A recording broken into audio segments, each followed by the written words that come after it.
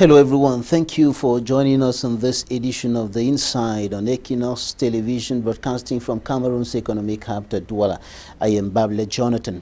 In this edition of the program, we are going to take an in-depth look at the education of pupils and students in the northwest and southwest regions of the country, or children in those regions in general, in relation to the socio-political and security tensions reigning there. The 2020-2021 academic year is already underway, but there are still many children who are not going to school, and administrative authorities, elites have been striving to ensure that the right of education, the right to education of the children of the crisis-hit regions, and not violated, or is not violated. And we also talk about the impact of the Anglophone crisis on development.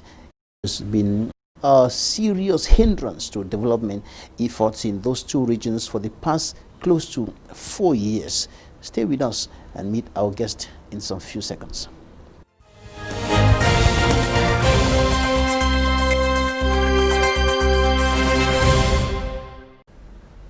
Our guest in this edition of the program is the Secretary of State in the Ministry of Mines, Industries and Technological Development, Dr. CALISTUS GENTRY. Thanks for joining us today. Thank you.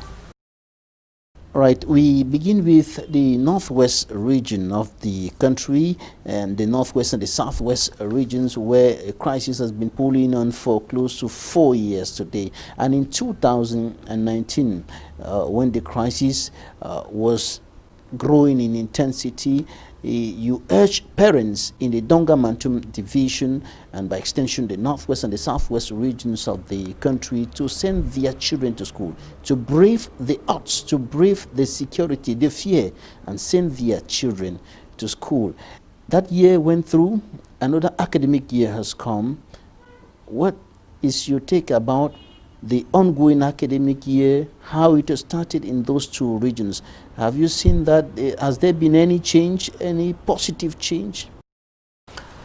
Thank you very much. I think 4 years on, we have been vindicated. It's right, it was a wrong decision, and those places where school went on have a bonus to prove.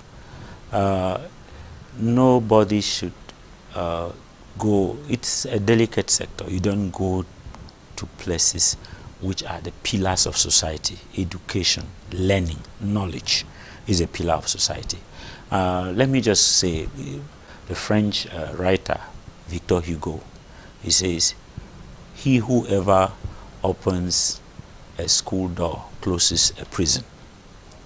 So we cannot tamper with education, whatever the level of conflict. Even in war time, schools are protected. So I think we gave advice. We are very proud that the people of Donga-Mantum, a large part of the division, especially Kambe Misaje, heeded to this advice. And for 4 years, they didn't interrupt the school process there. And I think today, we saw GC, the road, and I think they have a lot to be proud. The advice was genuine, it was pertinent, and I think the rest of the people are following. We've seen that even in the northwest and southwest in general, there was a general euphoria to go back to school.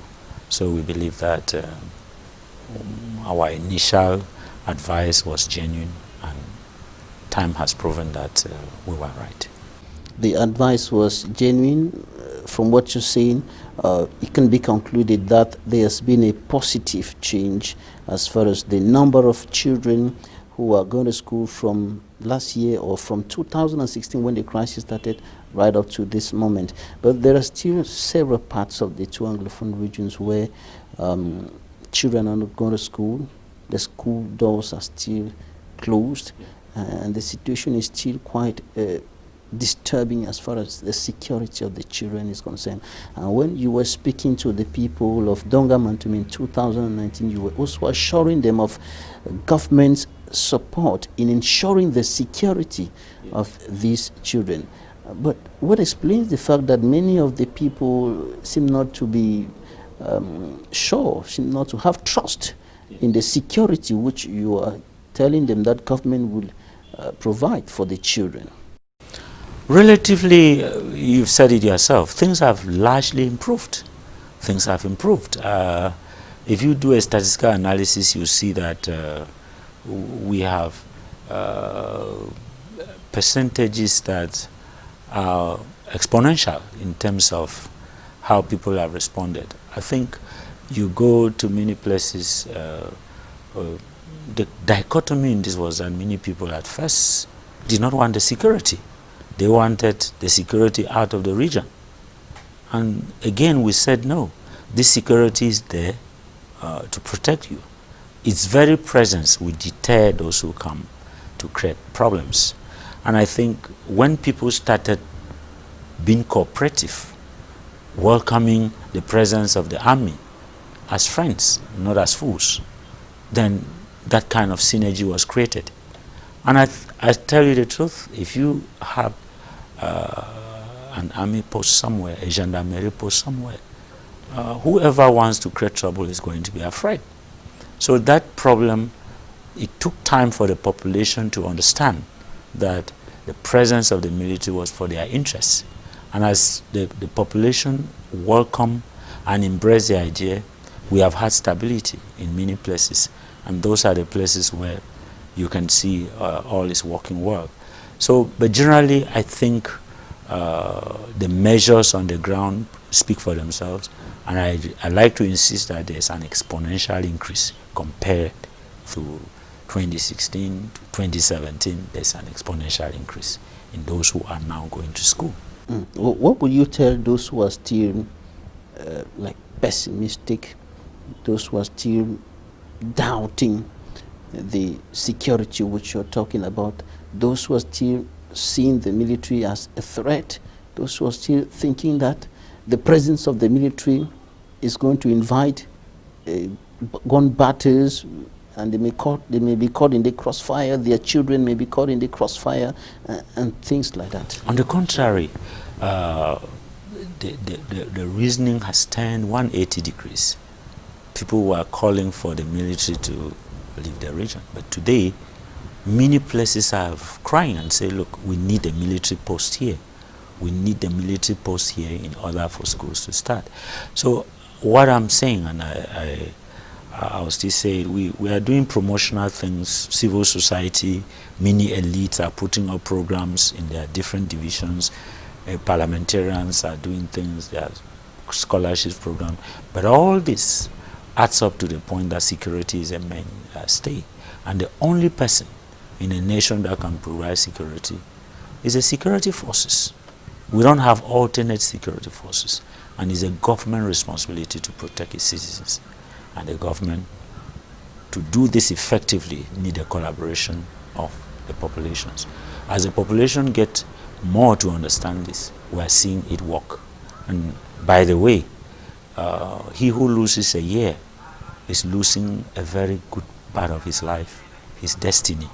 And for those who lost 4 years and for those who went to school in 4 years, there's a difference which is vast for 4 years. And I think many people are coming to terms with the reality that whether you like it or not, they will go back to school.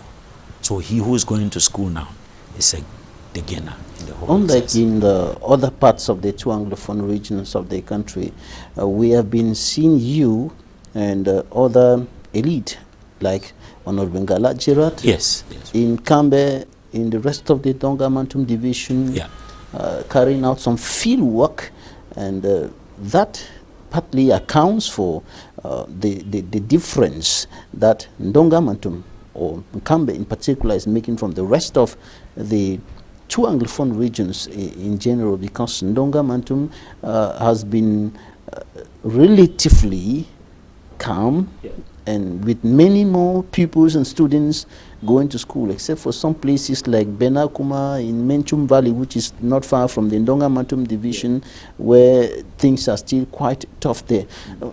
what explains the fact that what you people are doing in Dongamantum or in Kambe in particular is not being done in many parts of the two Anglophone regions by the other elites and so on? We see more of administrative authorities, DOs, and sometimes SDOs on the ground, trying to sensitize, trying to encourage parents to send their children to school and ensuring the people of security and so on. Yeah, I must say that it's just a number of factors have played very well in the favor of Dongamantum. That there has been this synergy of all the elite, whether you see them on the field or not. People are doing a lot in the background. Traditional rulers, very important. The administration in Dongamantum is genuine. And if the administration works independent of the elite, the result is not as good. But we all work as a synergy. Each elite going down there works with administration. When we are not there, the administration is in contact with us. We are putting all the programs, each person does it in his own way in order to, but it's all that mosaic of activities that build up the picture that we are putting. I think naturally we have this threat that we have a very long porous border with Nigeria, and when we don't secure our children, they have a very good excuse to cross over and go to Nigeria, and they find it there. So we have a restraining factor to contain our children, and we've always done it. So when this came, then the urgency and need for it became more than ever. And I want to take the opportunity to say that so many elite, many have done many things. Some organize football tournaments. All the social activities have met and restrained many youths. And I want to say that Dongamantum is a place where internally displaced people from other divisions are present. In our different schemes, even in our scholarship program in one subdivision, the first prize for GC went to somebody from Wu division. So we are accommodating. We have made an enabling environment, not only for the people of Dongamantum, but for people from other divisions. Honorable Gerard was telling me in the 6 p.m. news earlier this week that the number of pupils and students has tremendously increased in Dongamantum as a result of the influx from people from other neighboring divisions and so on. And there's going to be a problem of infrastructure at the level of the schools with the restrictions of the COVID-19 and all of that. How are you managing that, or helping the people who are on the ground, the actors, the educational stakeholders who are on the ground to manage this? Yes, in fact, we have a lot of schemes that are in place. We believe that in some places, some students left. That has created room for others to come in. And we have created, where we have an influx, I can assure you, the mayors, the education family, and the administration, we are looking for children who over these years have lost a lot of time that they ought to have been 4 classes ahead. You can be assured that we are taking measures. There are programs even in secondary education to construct new infrastructure in different places. There is a reconstruction project of the Northwest and Southwest. It's very active. All these are meant to make sure that they will accommodate all the deficits that will be created. But a division like us, which I'm happy you bring this up, should be looked as a place which is an enabling environment. Like a buffer zone, yes, sort of a buffer zone. And we are very welcoming. And I tell you, when we say there's a scholarship scheme, the first is from any division. Even in a scheme, the scholarship scheme, when we first, part of it was about helping those who had lost a parent. And we didn't look at people in Dongamantum. If an army, anybody from littoral, anywhere who was in the division had that criteria, we do not discriminate. We welcome everybody into Dongamantum, and it's our pride.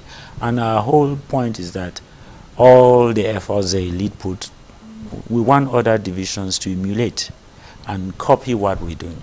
And if we liberate, like now, I can assure you, For what I can give you statistics of today, we started in Misaje, Ako, Kambe. Schools have started in all the subdivisions of Misaje. I'm very of Dongamanto. I'm very proud to say that. And even in places like Misaje, I can show you all the schools, including Islamic schools, are open. So those places like Mwa, Ako, which were not as involved like Kambe and Misaje, I can assure you that now all the subdivisions in Dongamanto, as we are going around with the scholarship program, schools have started in all the subdivisions. Schools are operational in Dongamanto, yes. And the parents who are sending their children to school, many of them will certainly be having some doubts in their mind as to the security of the children. Many of them will still be saying, but God, protect these my children. Yeah. Because anything can happen at any time. Yeah. Bullet can come from anywhere at any time and picks up my child and so on. So what are you telling them to, like some sort of a guarantee that your children will be going to school from the beginning to the end of the academic year and they will come back alive? Mr. Babila, I come back to what I said. There was a kind of misunderstanding at the beginning where the population was very apprehensive of the presence of the military. Today in Ako, we have quite a good military presence. Today in Du subdivision in Gabo, we have a military presence. Today, that is a deterrent. And the presence alone is reassuring, but not just for students, for everybody. And that to me is what you need when you have a kind of anarchy that tries to reign in a place. The military presence is to make sure that children's security is guaranteed in schools. And this is what those places which were a bit remote, like Ako, like Mwa, like when you are going down to Boplain and Gabo, they have all been given the adequate security. And this security is not just for school reopening. It's going to be there to make sure that normalcy returns to the division, to the region at large. Security around the schools. Not around the schools, security in the subdivisions. In the subdivisions. Yes. I was going to put myself in the shoe of a parent. Yeah. And I'm looking at my daughter, I'm looking at my son. He leaves from the house, and from the house to the school, probably there's no military post. Maybe the soldiers are parading around, checking to see that there's no threat coming from anywhere, but they will not be there all the time between the school and the house. Yes. And in the house when the child is sleeping and all of that. Again, this is a point. The presence of the military in a subdivision is a deterrent to troublemakers. So that alone started before schools reopened. And in many places, there is no trouble. That's why parents are sending their children to school. They are not experimenting with the lives of their children. There has been calm in Ako for the past month, for the past 2 months. And this has given assurance to parents that government has prepared the ground security-wise. So it's not like today there's a few soldiers that have come to see their children go to school. No, we have prepared the ground. 2 months, 3 months, we made all. It didn't start today. We could go and clean schools because they were in the boat, but the groundwork for security has been going on since 3 months, and it's bearing its fruit now. There seems to be a very strong synergy between inhabitants of the Dongamantum division. There seems to be a wall, a barrier that has been raised by the people to hinder any intruder coming from elsewhere to bring some kind of trouble. Yes. How did you achieve that? That is a very good question. Let me give the case of Misaje, for example. You see, if people in a locality do not entertain people who are troublemakers in their area, anarchy will not take root. That means it is only when people welcome troublemakers that they fuse with them to create more trouble. So what we did initially was that when we had a few people, we created very, very genuine vigilante groups. The funds decreed spoke to the people. If you get into this, human life will be lost, blood will be shed. And we preached a message. And it was a simple message. Do not allow your children to get into this, because it's not a profitable exercise. Once we restrain the children from welcoming people who came from other places to create trouble, they could not find roots in those places. And that's how we kept it. So the vigilante groups, the traditional rulers, the support from elite, and all that kept the population. You could be able to know that this guy is not from here. He's come here, what is... So everybody becomes everybody's keeper. And that was genuine. And it was done with a good basic education. And then the military presence came to reinforce isolated incidents. And I think that's the genesis of the success of places like Cambe and Misaje, which now we're expanding to Ako, Mwa. Away from Cambe and Misaje, there is still some sort of an atmosphere of uncertainty and threat looming over the people. Away from these two places, Cambe in particular. No, I just said to you that you see, if children, you see we were in Ako on Thursday to give prizes to students who you saw crowds of students. This did not happen last year. There has been preparation on the security front for the past 3 months. So if you go to do like today, they were in Tumbo, there is general euphoria to get back to school. You go to Mwa, schools have started. This is what the government has been doing to create an enabling environment, which probably was not as highly motivated as in Cambe and Misaje, but this is taking root everywhere. So these ingredients have to go together. Security, the will of the people to allow their children away from these activities, and of course, the vigilante groups which make sure that human life is precious. We ought to, in every respect, preserve it. Has Ngarbu been freed from the scars of the last tragic incident that occurred there? Listen, Mr. Babila, that brings me to the point. When we talk of schemes that we are putting in place, whether it's scholarships, whether it's going down to meet people, it's not just about gifts. It's not just about presents. It's not just about assistance. It's about taking away these scars. It's psychological. Because people are going to live with these things for quite some time. You can't erase it in 3 months, in 6 months. That's why, like, my scholarship scheme is for a 3-year period. It's not a thing you're going to do and say, okay, children have gone back to school. You need to bring back the love for education. You need to bring back the love of living together. You need to bring back take out the fear in people. And that's why all these elements, those divisions which will work hard to welcome the reconstruction process, are going to again take a step before the others. Senator Mbelamuki said reconstruction should start in the minds. The minds should be reconstructed first. That's it. And I happen to be a member of the National Steering Committee for Reconstruction.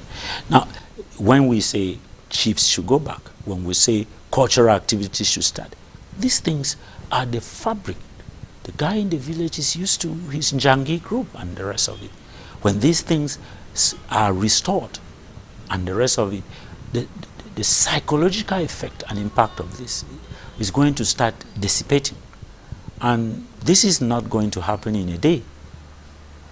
We are going to live with it. But the reconstruction process starts first with these social activities to get people, to get funds back, to get palaces functioning, to get traditional authority reinstituted. And then the rest will follow. People's minds will be built. But there are some politicians, human rights activists who think that reconstructing people's minds, getting people rid of this curse, of some of the horrible things that they have seen, they have experienced, they have heard happening, and they have seen happening around them, justice should come first. Justice should come first. What do you think about that? You see, you cannot draw distinct lines. There should be a synergy of things happening. Reconstruction is not like, oh, we have to go and start building a school here. As we have said, me and you saying the same thing, is that it's a process. You need to start with some activities that might not be visible, which are mind-changing. So you can't say, let's finish with all the justice. Let's finish with, let there be total peace and nobody is afraid. Then reconstruction will come. That is very ideological. It's not practical in the real world. What under reconstruction can you start inserting? You are going to draw a chronogram. This is what can be done here. This can be possible in Dongamanto, but it might not be possible in Momo. You are going to give each person to examine its case as a peculiarity. And I think that is the beauty of the reconstruction process. Anytime the National Steering Committee meets, the regional steering committees follow up immediately. And then mayors have been called. They are now working on some things. They are working on small things about maybe compensating people who were so desperate. Or there's so much happening. Let's leave it to them. These are trained people supported by experts who are supporting this program, who have faced similar things in different countries of the world. And experts of the United Nations Development Program say that the 3-year recovery program, which is part of the global reconstruction and development program, will start from blue zones, what they consider as blue zones, and then from there it will be progressively moving to other parts of the I get a lot of calls from my mayors in Dongamanto telling me what they are doing, which small aspect they are doing, reporting back to the regional committee. But there were those who said, you can't talk of reconstruction until the crisis is over. Now, that is ideological. You need to weave in things. Life is not about walls, it's not concrete and mortar. You have to be malleable. And I think that those people who will embrace these ideas, like those who embrace the idea of saying, oh, look, guys, this thing is not a good thing. This is not the right way. This is going to lead to death. This is going to lead to... Those societies have less casualties. Yes, what you're saying is equal to what Minister Paul Tasson said during his tour of the 2 regions with regards to the reconstruction. He said that the reconstruction will fast-track the return to peace and normalcy. But this is seen as putting the cart before the horse. Yes. Well, I beg to differ. You know, that a proverb, what you're saying, putting a cart before, is a proverb. A proverb is not a resolute promise. A proverb has many exceptions. So there are many exceptions to every proverb that you say. But what we are seeing here is a practical case of things that can be done, of blue zones that are available. There are places where the cart is not before the horse. There are places where the horse is before the cart. But at the end of the day, we need to be experimenting and moving on. We can't fold our hands and wait and say one day, well, when it's all set. No, what we're saying is, let us get, we are dealing with experts. We are dealing with places where even when the war is on, there are actions that are being done to ameliorate the lives of people. What's wrong if people's lives are being ameliorated and made sure that somebody who lost his house is able to get a place to stay, is that a bad thing? I don't think so. But that is what some government critics qualify as cosmetic solutions. That is trying to reconstruct when there is still war, sensitizing the people on the importance of education, telling mothers and fathers, send your children to school, government is going to protect you, bring in scholarship, while the real problem is still there unsolved. What do you tell those people who qualify all what you're doing as a cosmetic cosmetic solutions? Look, you see, society, a state is about the opinion of everybody. And this country allows the opinion of everybody. But if the leader synthesizes the opinion of everybody, and don't think that he doesn't take in account what the critics say, but if you were to be skewed in your thinking to listen to the opinion of one person, a nation will not work. So all these views are taken into account, but what is practical? Before the national dialogue, everybody said, look, this is not possible, it should be this. It was a step in the right direction. Even the critics will acknowledge it now. You can't be in the middle of a crisis. You need to do something to hear what everybody thinks about this. Yes, you could as well stay for 2 years to plan this wonderful dialogue where you will, but what do you do in that time? We did something. Everybody in society was represented. The civil society, the opposition, everybody that mattered in this country was invited. And the format in which it went on might not be the same like what everybody wanted, but it has to go on. Everybody was invited, except those who were at the center of the problem. The secessionist leaders who were not there in the United States, in Germany, but and those invitations were extended.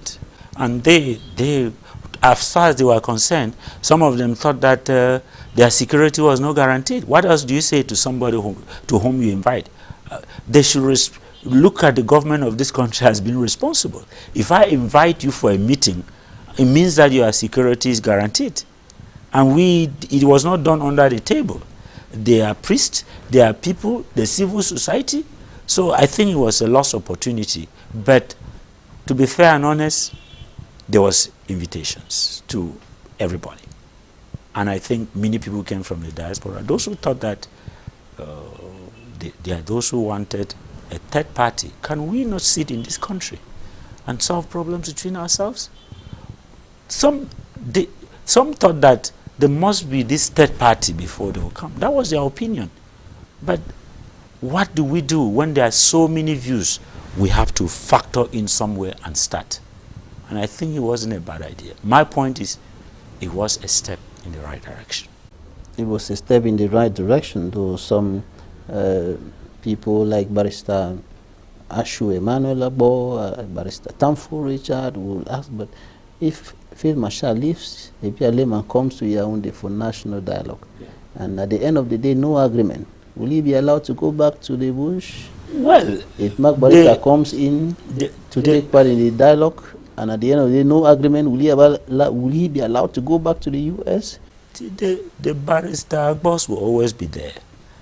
The government bench will always be there. That is what makes society, the diversity of our ideas is what makes us a great people. But what people forget is that as they have their ideas, there's a whole plethora of ideas. That was one. There could have been 12 different opinions. And the idea might not come in holistic, but I bet you most of the time the leader might take a bit, not all of your idea, and factor into what happened in the national. Well, others are thinking that there should be a third party, and that such meeting should take place on a neutral ground, maybe out of Cameroon. I understand that from your point of view, Cameroonians can sit together in their own country and solve their problems. That's it. That's what you're saying. Yeah. All right.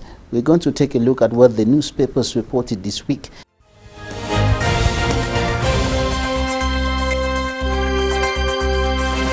In the post, bishops of the Bamenda Ecclesiastical Province warn that the worst may still be ahead if the Anglophone crisis is not solved quickly.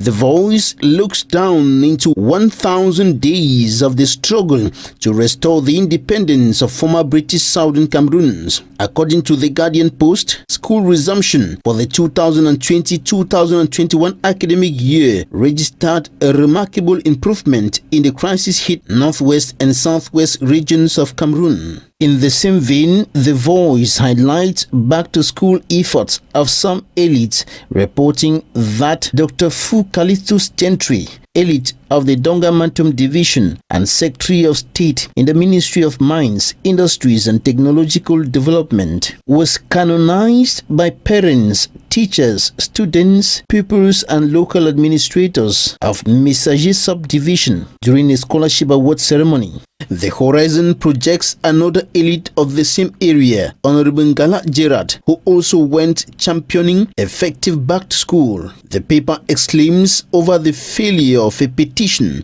to ban Cameroon's head of state Paul Biya from Switzerland. Another issue of the Guardian Post reports lamentations of the Senior Associate for Africa and Regional Director at the National Democratic Institute for International Affairs, Dr. Christopher Fominyan, over what he qualifies as the death of democracy in Africa. The Sun reports the death of Cameroon's Bar Council President, Barrister Charles Chakunte Patie, described by the Guardian Post as a calamity.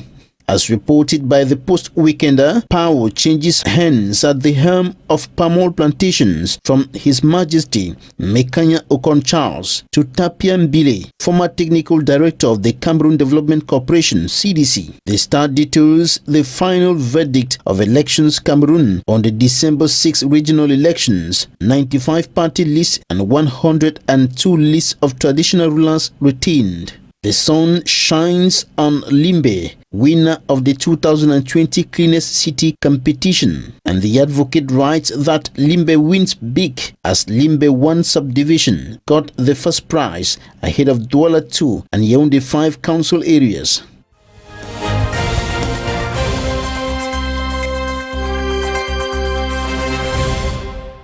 Thanks for staying with us. We are still with our guest, Dr. CALISTUS GENTRY, Secretary of State in the Ministry of Mines, Industries and Technological Development. He thinks that the current decentralization code being implemented with the special status for the Northwest and the Southwest regions and the upcoming regional elections, all of these should constitute a springboard, a starting point to the solution, to a sustainable solution to the crisis in the Northwest and Southwest regions of the country. Other people are thinking that all these cannot work, but you are thinking that it's going to work. Can you tell us why? Yes. And how it's going to work? It's going to work because, Mr. Babila, the councils are working. It's going to work because the central government in Yaoundé is working. But in the middle, there is a vacuum. There is a regional structure that is better placed than me sitting here in Yaoundé to rush to Bamenda over a weekend and think that I can solve the crisis. These people are people who have held very powerful positions in this country. They understand how this country works. They are general managers, they are former members of government, they are civil society leaders, and they will be based in Bamenda. They will look at these things. They will have the ability to talk to these people, look at the problem. They are going to come from every subdivision. They have lived the experience in their different places. A congregation of these people at the regional level. By the way, this problem is not a subdivisional problem.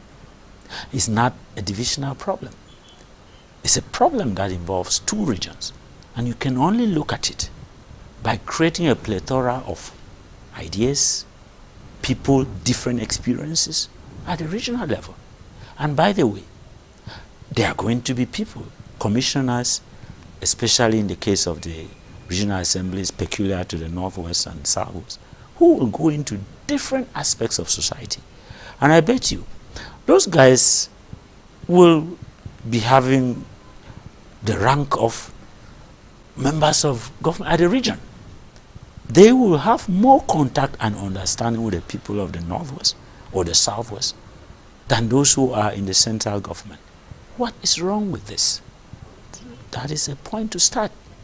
In Nigeria, in the federalism which everybody wants, the structure is at the state level. States, regions. In France, and I mean, in England, it's Scotland devolved and all this. It must be sent away from the center.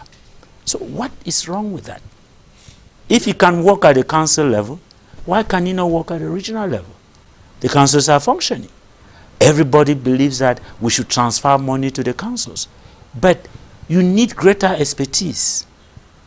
You need members. You know, in many of these regions, I want you to just look at the composition of those who are going to make up these assemblies. They are they are businessmen, all walks of life. They are better placed than the councillors we select in Bali or in Misaje or in Mundemba. They master society more. I think that they will bring in a lot of experience which will make the councils work better, which will consider aspects affecting the region as a whole. So why leave a vacuum in the middle? Why not fill it and make it better with time? I don't understand. The major national dialogue came and passed. The recommendations, some of the key recommendations have been in the process of implementation for more than a year today. In the meantime, violence has continued, killings have continued, abductions, destruction of properties continuing. The general atmosphere of uncertainty is still reigning. 1 year down memory lane after these things which you're talking about were announced. So what has changed, and how is it going to change? You see, in science or anything, there must be a measuring rod. Where were we? You must speak with relativity. Violence, yes. Violence does not cease in a day. But has violence decreased? Yes, it has. That is how we evaluate. You see, there was nobody could go to Boyo before the national dialogue. But today, we have a different scenario. There can be sporadic events. But overall, has violence increased or has it decreased? You will give me the answer. It has decreased. And that is where we are going to. Violence will decrease. The non-governmental organizations like the Center for Human Rights and Democracy in Africa, like Human Rights Watch and others, Stand Up for Cameroon, will tell you the contrary, will tell you that violence has been increasing. No. I think they will say there has been a series of horrendous events. They cannot say violence per se about the number of incidents per day has increased. That is, I mean, they are not magicians. We are all living in this country and we know what we are talking about. I can assure you that when you look at life, the very fact that schools have started in Ako, the very fact that schools have started in Bamenda and the rest, shows that there's a net decrease in violence. The government has repositioned itself to come back to the point which I like. You spent quite a good time initially talking about security. The government has mastered the security situation better. And before even the dialogue, the president responded to every issue that was asked for in the initial conflict. Society, we have the Nam, we have Nasla in Boya, we have, the national dialogue has led so many young people to come out from the bushes. And let me tell you, not all of them go to the DDR centers. Many choose not to go to the national dialogue, which the Prime Minister did with mastery. The Prime Minister went down to the northwest, walked along the streets with people, brought the people to say, look, the government is here to listen to you. What can we do? It is a foundation of that was even for the national dialogue. A lot has changed, a lot. And we need to, we can do statistical analysis. Let's not just listen to what NGOs are saying. We are living in this country. Look, It was not possible to leave Douala and go to Boya very easily. Life is returning to normal in many places. Yes, there could be sporadic places where it has not worked out the same. I like your terminology of blue zones and the rest. Yes, there are. But we should say overall, what is a trend? That doesn't mean a conflict doesn't get solved in a day.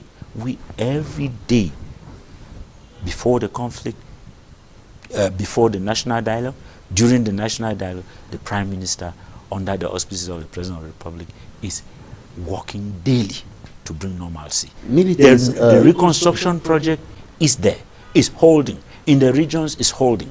How could we say that the national dialogue has not brought?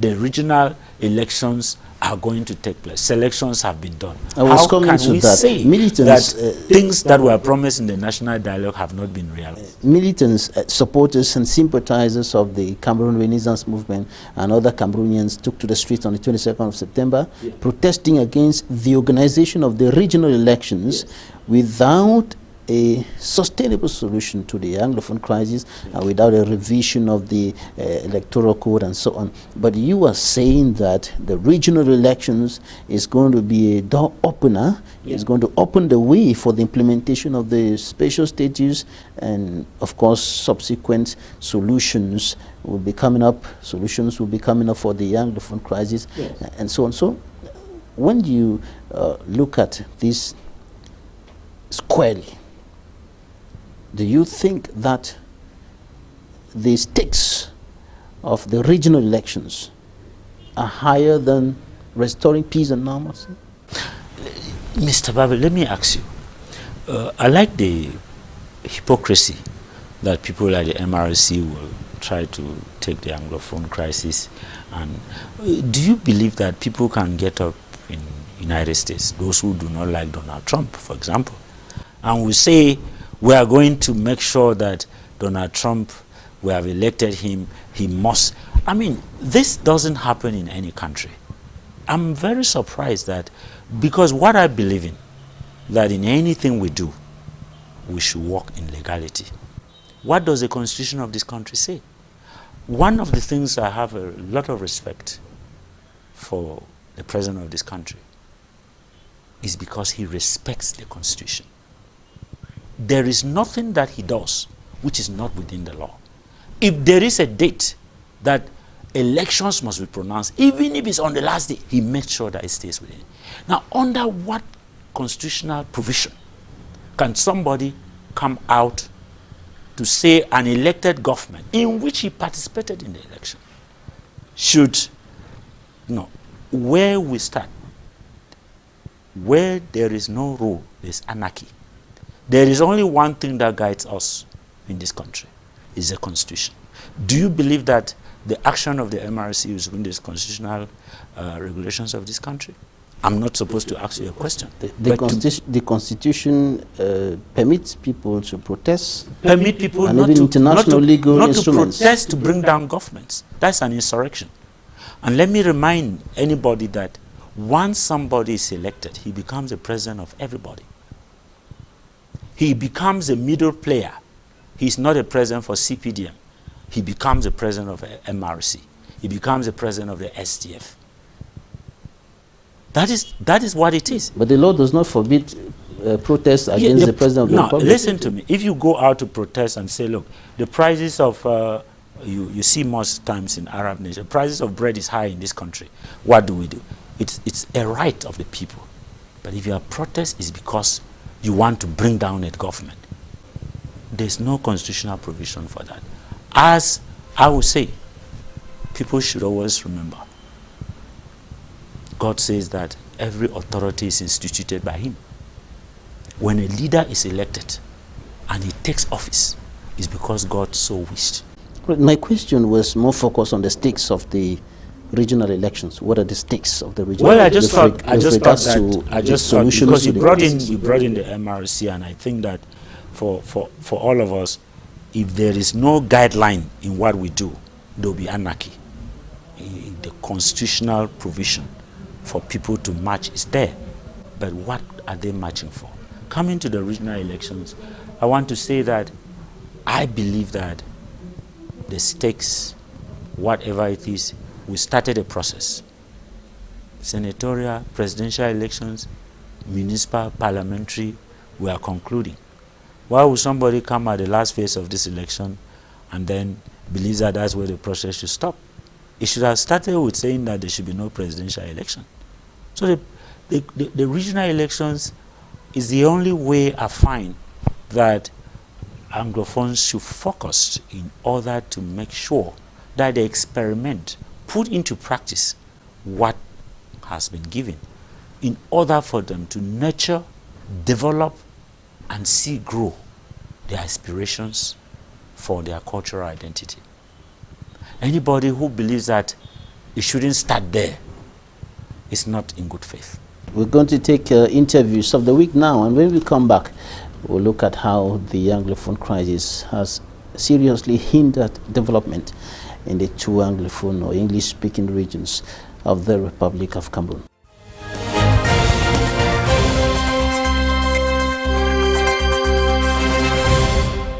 From assessment in regional level and Inspiration Bamenda, tests have resumed thanks to the mobilization of the school children, the parents, the teachers, and the special measures taken by the security services to accompany class resumption in the region. I'm also happy that from what we have observed, teachers are observing the barrier measures prescribed by the World Health Organization and the government to fight against COVID. We want to sincerely believe that this year must be a normal year for the schools. So that's why we invite all the parents to accompany their children to schools. Indian is standing up as one person to say they must go to school. If those children don't go to school, there is never a day. We also stand one day and address the population as we are doing today. We learn with much enthusiasm that our effort paid off last year, that the first student in Cameroon for KPM exam came from GTTC, Modemba. Parents of Indian are financially handicapped, and I am proposing that for this year again, if possible, school fees and PTA fees should be suppressed. I say if possible, school fees and PTA fee. We are also saying that the hierarchy should look on this issue of face mask. We went in for a 100% school resumption. It is true that we have not succeeded to have 100%, but we have 90+%. So in the Ward zone, just like in the Lower Board zone, Mayobinka zone, these are zones that have not known school for the past 4 years. I will tell you that today schools have effectively resumed in these zones. We have both at the primary level and at the secondary level. My motor was down here. We can become fix the roads yesterday, but we're not still there. See, suffer with the suffer. We don't make 3 days before we come over Mabwa Cameroon on do the transport will come out Bavsam Cameroon from Cambe. Now 20,000 and 25,000.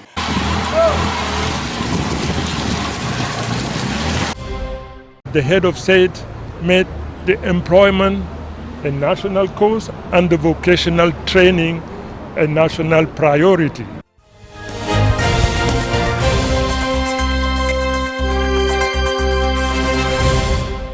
You're welcome back. Now we are talking about how the Anglophone crisis has seriously hindered development in the two English-speaking regions of Cameroon. And a case in point in this edition of The Insight is the Frontier Agricultural and Industrial Program, FUH, launched on the 4th of November 2015 in the Cambe. Dr. CALISTUS GENTRY, tell us more about this initiative. What has happened to it? Talking about crumbling activities, this is not the only thing that has been crumbled by the crisis. You know, we have so many road projects. We have the Ring Road project where we have funding. We have the Babajo Bamendaro where there's funding, and these things cannot go ahead because of the crisis. Talking about the Frontier Agro Industrial program is not limited to Dongamato. It's a program conceived in this ministry which was meant to touch 4 regions which share boundaries with other countries: the northwest, the southwest, the east, and the south. And the idea is that if we were going to produce in order to sell to our neighbors, this will become a huge economy, because we happen to be very blessed with fertile lands, agro basins, and the rest of it. And then we have a giant neighbor with a population of more than 200 million people and so on. So the idea is that we develop dry ports in terms of producing at the frontier, so that it crosses over without any much complications in shipping, trade, just something that can be done by the ordinary person.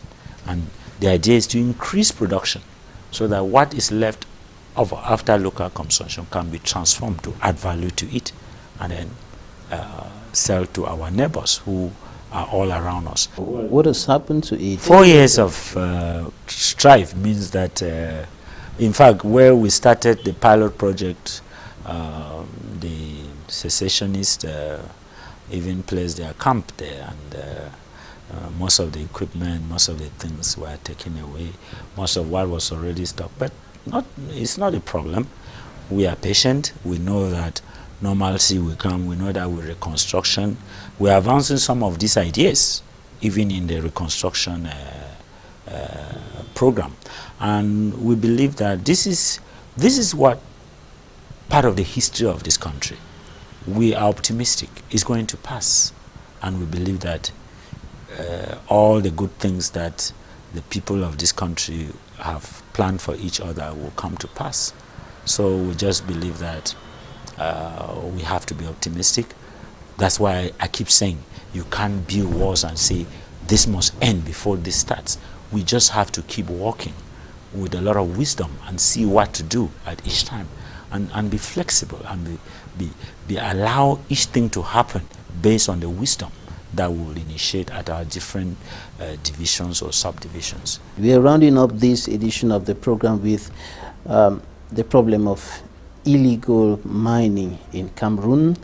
In an in-depth report by Tembang Solomon last year, he showed how illegal, particularly illegal Chinese mining, has destroyed livelihood and is fueling conflicts in Cameroon.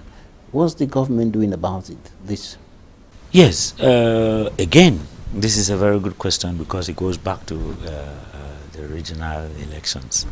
We have in an article about decentralization. Our ministry is supposed to give out divulge powers to the councils, to the regions, about certain activities.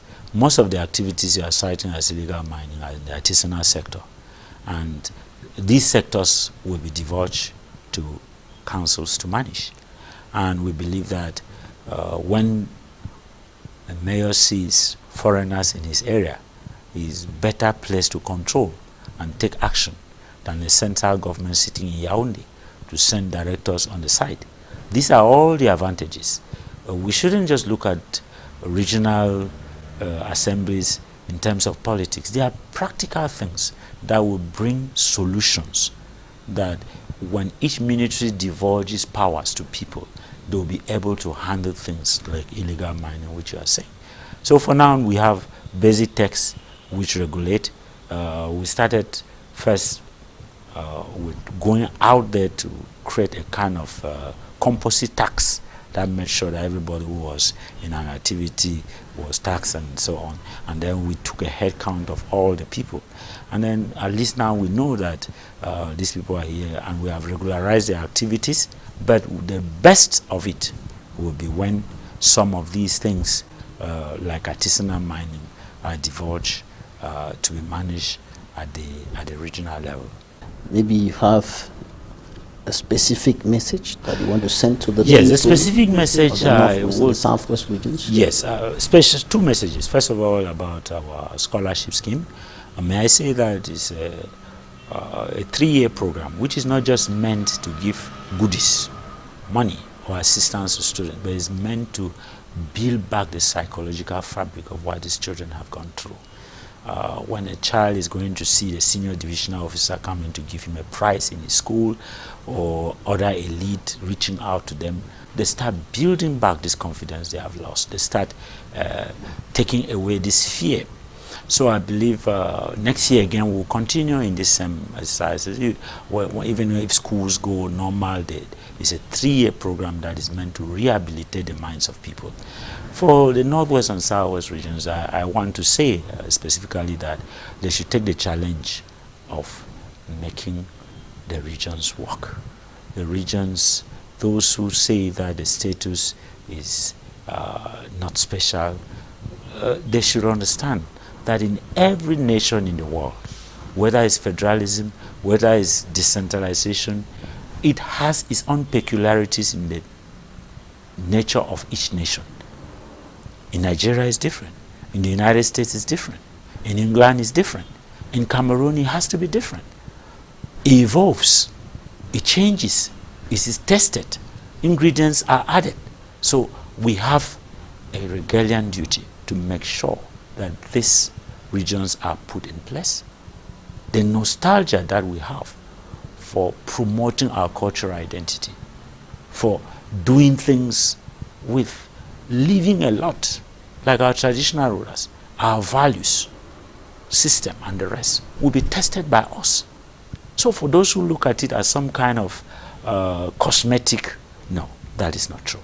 It's genuine, and I want that the Northwest and Southwest should give this a chance, develop it and make it work. Dr. FUH CALISTUS GENTRY, Secretary of State in the Ministry of Mines, Industries and Technological Development, thank you for accepting to be our guest in this edition of The Insight.